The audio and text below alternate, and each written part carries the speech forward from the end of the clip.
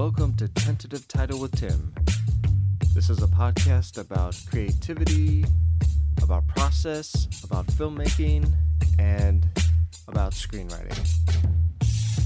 Hey everybody, welcome back to the podcast.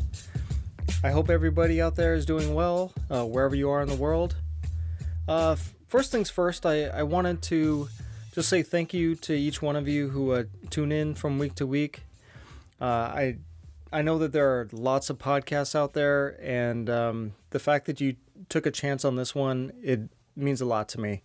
And if this is your first time listening, thank you for taking a chance on this one. I know a title like Tentative Title is really vague, but I think it speaks to what I'm trying to do with the podcast in general, which is to talk about process and the process of doing anything. You kind of start off with an idea at the beginning, and then it gradually grows over time as you refine and as you get more information and as things kind of unfold. And that's what I felt this podcast was, is that I was starting off with an idea, and it had to do with filmmaking, it had to do with writing, it had to do with the creativity in general. And I think it just speaks to the overall essence of what this podcast is. And but I'm glad you're here. I'm glad that I can bring some kind of entertainment or information to you. So for today's topic, I wanted to talk about the spirit of being a maverick, of being an auteur, of basically being anybody who is excited by an idea and they want to take steps to bring it out into the world. There's so many times when we can get excited by an idea and we want to tell somebody about it, and that person doesn't have the imagination around what the idea could be, and their indifference to it, I guess you could say, could diminish our excitement about that idea in general. And the reason why I bring it up is because I think we have to kind of go out on our own at first when we're excited about an idea. For that simple reason that I talked about before, is that sometimes people just aren't going to get it.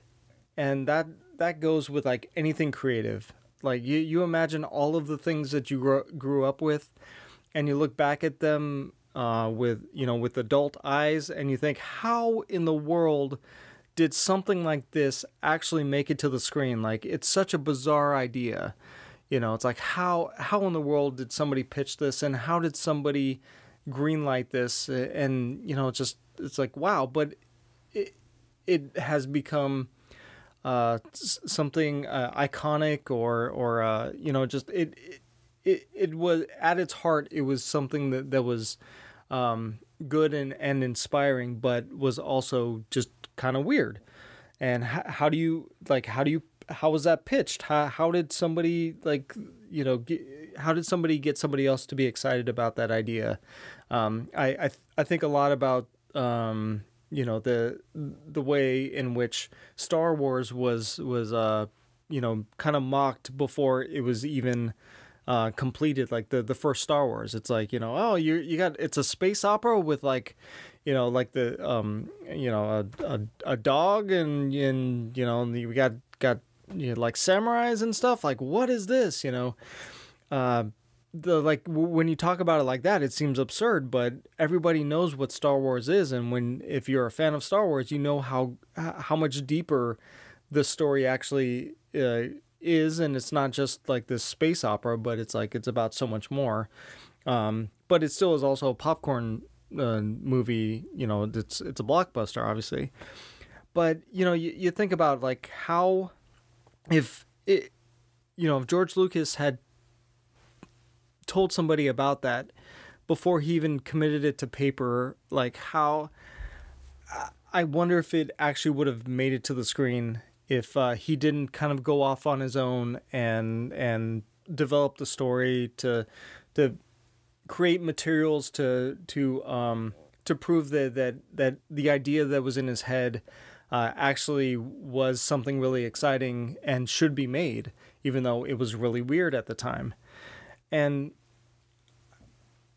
I say that because, like, recently I had an idea for a short comedy about superheroes, and it was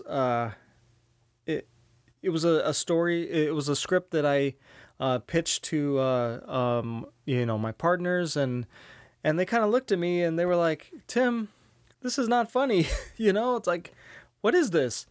And I'm like, no, it's like, trust me, it's going to be really funny. And, here's what happens. And, I think at the time I didn't know exactly what it was, but like I had a basic idea of like, of the plot, and just the like the premise itself, like I thought was really, really funny. And so that kind of diminished my my excitement for the idea for that moment.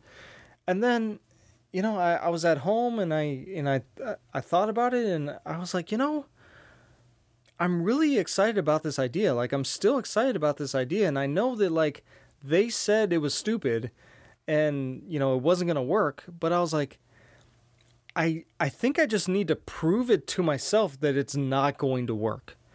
And so I started to write it. And when I was done, I sent it off to them, and it was like, okay, remember that idea that you guys shot down and thought it was stupid? Well, I decided to be a maverick, and I wrote the script anyway, and here it is. And they actually really liked it. And it just kind of proved to me that, like, sometimes your instincts are right.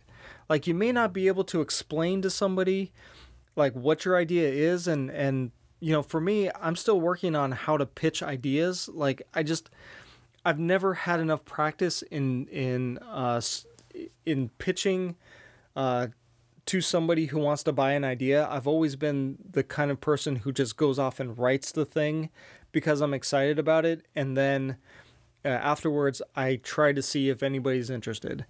And on the one hand, it keeps me busy as a writer. It keeps it keeps the ideas flowing so that I don't have like just a bunch of like, half-written ideas that I actually complete. I follow my bliss. I kind of go with the idea no matter how crazy it might be, just so I can get it on paper, just so I can see if it's going to work. And if it doesn't work, that's fine. Like I got practice writing a script. I mean, how can that be a bad thing? So, just, I want to encourage you guys to, if you have a good idea, for one, like, try to explore it first before, trying to explain it to somebody else, or maybe you're on the opposite side of it. 'Cause I have friends that, like, they can just pitch something off the top of their head. Like, it's not even a story at all until they start talking, and then in the course of them telling the story, they unfold the script that just didn't exist moments before. And I'm like, oh my, how did you do that? Like, how is that possible that you're such a good storyteller? I mean, like, I obviously they're great storytellers because they can, like, come up with things off the top of their head.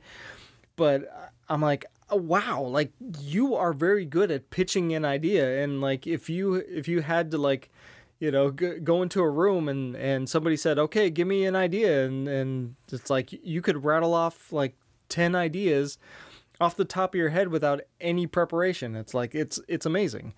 But for me, I'm like, I don't have that technique yet. So in order for me to get my ideas out there, I have to explore them first. I have to put them on paper, and then, I send them off to colleagues to give me notes, and then I can refine it. And I kind of work in that collaborative way while also like following my own bliss. And I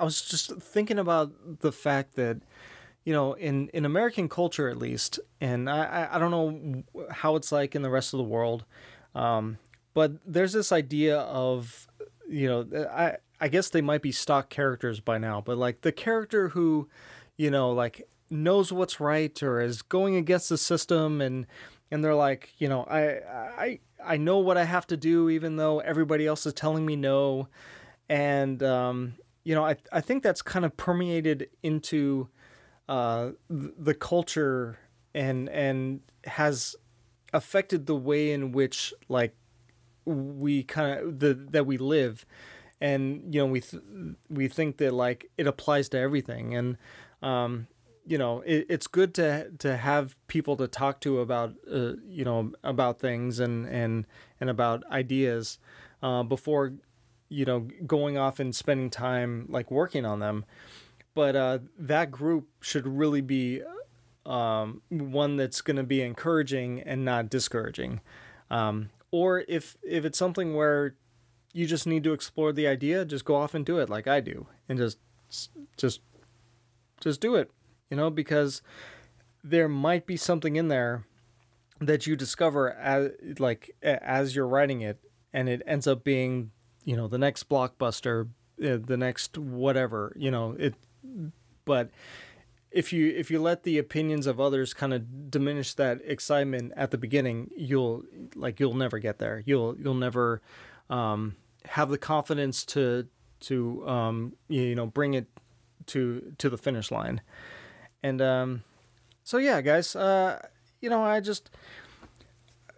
was just thinking about that this week, and I was like, yeah, we really have, there's really this idea of like this auteur, the person who has like a singular vision, who doesn't who doesn't listen to anybody.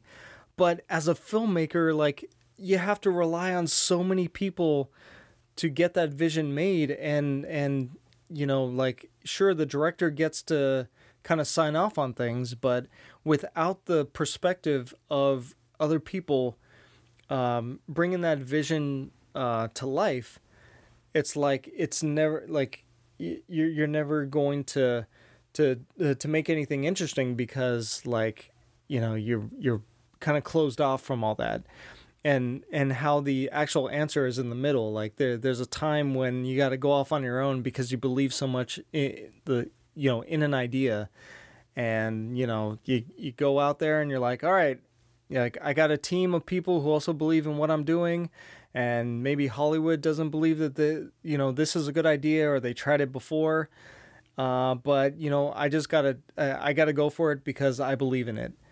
And then there's the other side where it's like, well, you're gonna have to collaborate on this in order to make it something that the market wants, and that people are gonna buy, and all that kind of stuff, and so it ends up being like more committee based than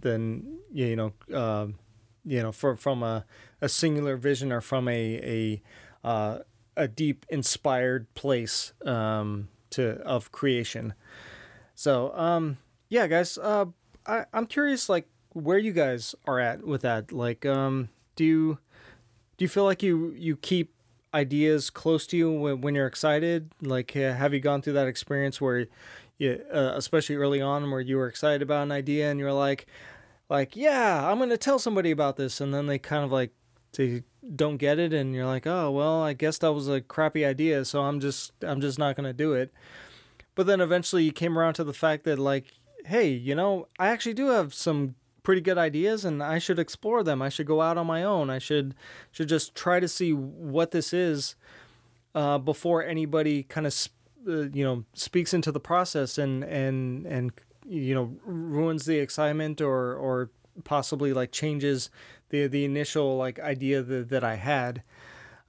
Because like I said, I think it's somewhere in the middle. Like you can strike out on your own if you believe in an idea enough, but you can also like lean into the full collaboration of having other people, kind of like speaking to the idea and developing it with other people, because that's something I've done as well. Like I've been on both sides. I've gone off on my own, like I said, and developed an idea and then brought it to people to show them that I think it works. And then I've been on the other side where I've collaborated with people and they brought an idea to me, and they're like, hey, I got this idea, help me develop it. And it's been this collaboration of my ideas and their ideas, and like bringing the strength of both of us together to make something really strong. So that's kind of what I got for today. Where are you when it comes to this? And if you can tell me all about it if you like. So all right, guys, that's all I got for today. We're still in this whole pandemic thing, so wear the mask, wash the hands, social distance, all that stuff. We've been doing this for almost a year now. So we should all be used to doing it. It's now part of life, and but it does look like there's a light at the end of the tunnel, but it will take a little bit longer. And I hope to continue entertaining and bringing some information to you guys. And until next week. And also, if you want to connect with me, I have a email for the podcast. It's tentative.title.with.tim.podcast@gmail.com. Also, I have a Twitter account for the podcast where I post episodes, and that is @title_Tim. And you can find also on the Facebook page, I have a page for the podcast, so you can connect with me there. Looking forward to hearing from all of you, and until then, I'll catch you on the next one.